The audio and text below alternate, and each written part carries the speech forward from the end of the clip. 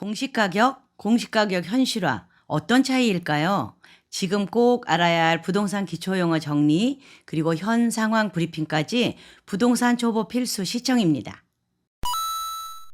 안녕하세요. 희망페이 이다경입니다.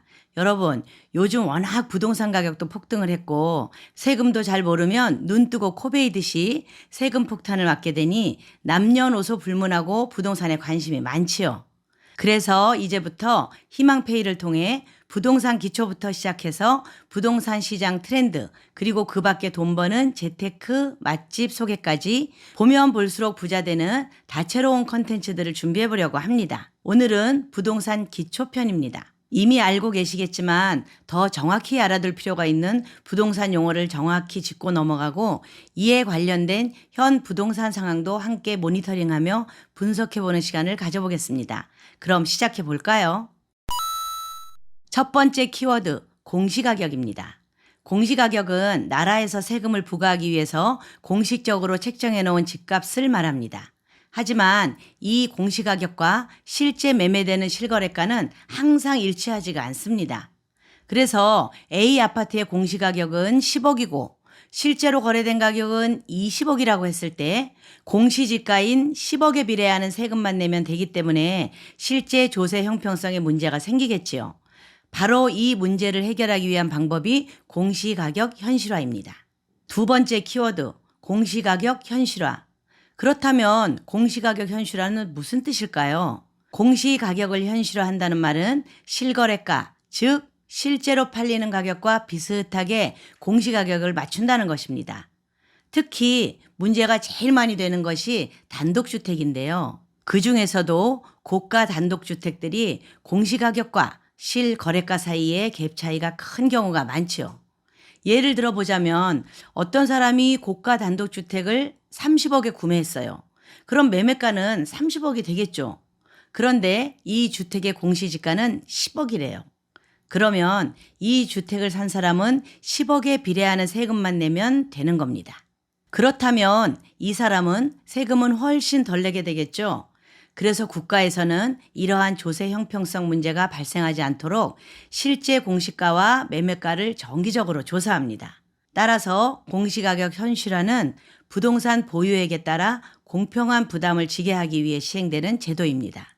이때 공시가격 현실화율은 시세 대비 공시가격의 비율을 의미합니다. 예를 들어 시세 10억 원짜리 집의 공시가격이 7억 원이면 현실화율은 70%입니다. 세 번째, 기사를 통해 살펴보는 현 상황 브리핑입니다. 자, 마지막으로 우리가 앞에서 공부했던 부동산 용어들을 복습해 볼게요. 공시가 개편에 대한 기사를 가져와 봤는데요. 2022년 11월 4일에 머니투데이에서 발간된 기사를 가져와 봤습니다. 첫 번째 문단부터 함께 보시죠. 정부가 최근 부동산 가격이 급락함에 따라 공시가격 현실화, 로드맵 수정을 1년 미루기로 했다. 내년 공시가 현실화율은 올해와 동일하게 적용하기로 했다.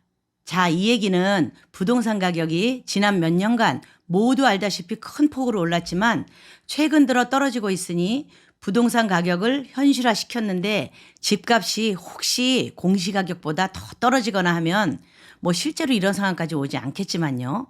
어쨌든 이런 상황이 되면 집값 대비 세금을 오히려 많이 내야 하는 문제가 생길 수 있기 때문에 나라에서는 사람들의 조세 부담을 덜어주고 조세 반란을 피하기 위해서 공시가격 현실화를 잠시 멈추겠다. 이런 내용입니다.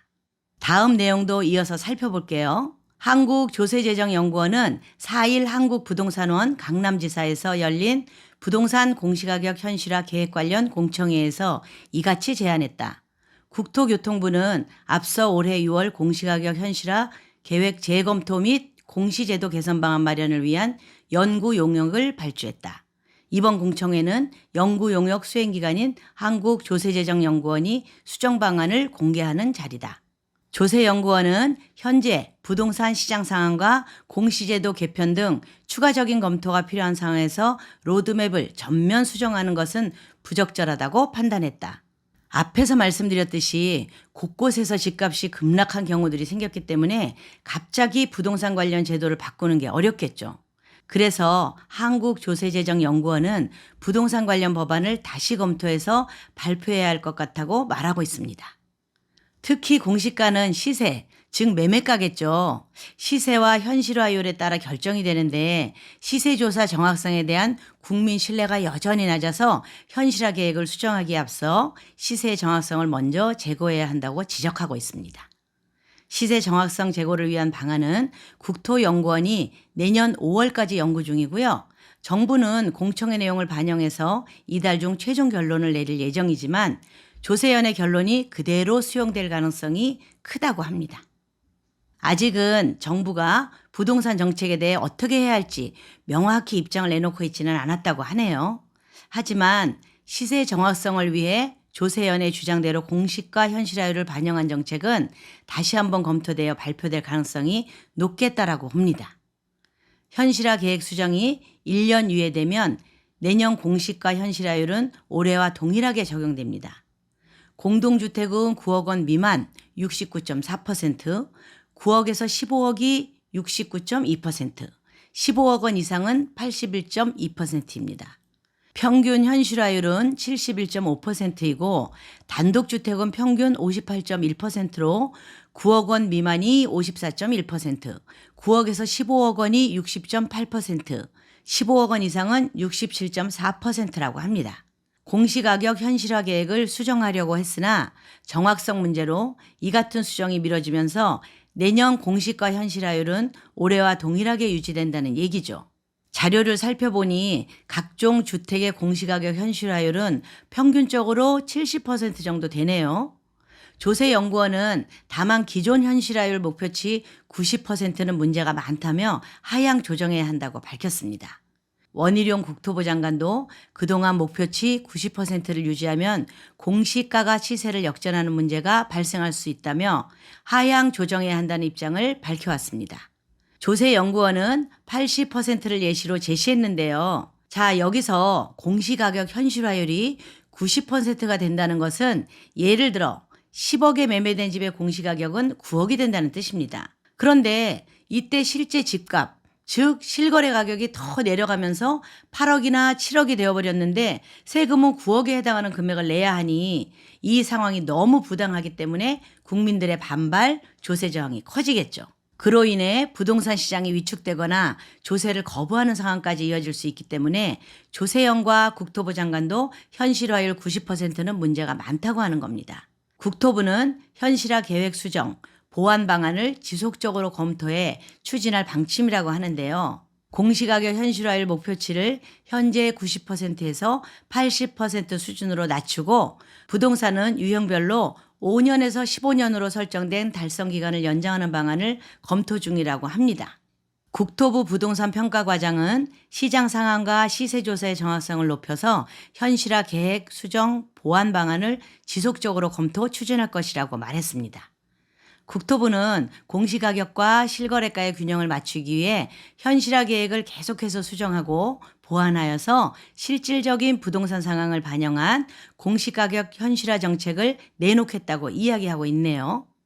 이어서 이제 더 최근인 2022년 12월 21일에 확정된 2023년 경제정책 방향을 체크해 보면요. 주택 공시가격 하락 효과를 반영해 2023년 1주택 재산 공정시장가액 비율을 현 45%보다 낮은 수준으로 인하하고 2024년 이후 공시가격 현실화 계획은 시장 상황 등을 반영해서 내년 하반기 중에 마련한다고 하니 공시가격 관련된 확실한 내용은 2023년 하반기까지 좀 더 지켜봐야 할 것 같습니다. 오늘은 공시가격 현실화, 공시가격 현실화율이라는 세 가지 키워드에 대해서 중점적으로 알아보았는데요. 뉴스나 기사에서뿐 아니라 일상생활에서도 많이 사용하는 단어이니 잘 알아두셨으면 좋겠습니다. 부동산 기초지식과 관련된 영상을 앞으로도 자주 업로드할 예정이니 많은 기대와 관심 부탁드립니다. 영상이 도움이 되셨다면 구독, 좋아요, 알림 설정 부탁드리고요. 혹시 궁금하신 사항은 댓글 달아주시면 답변 드리겠습니다.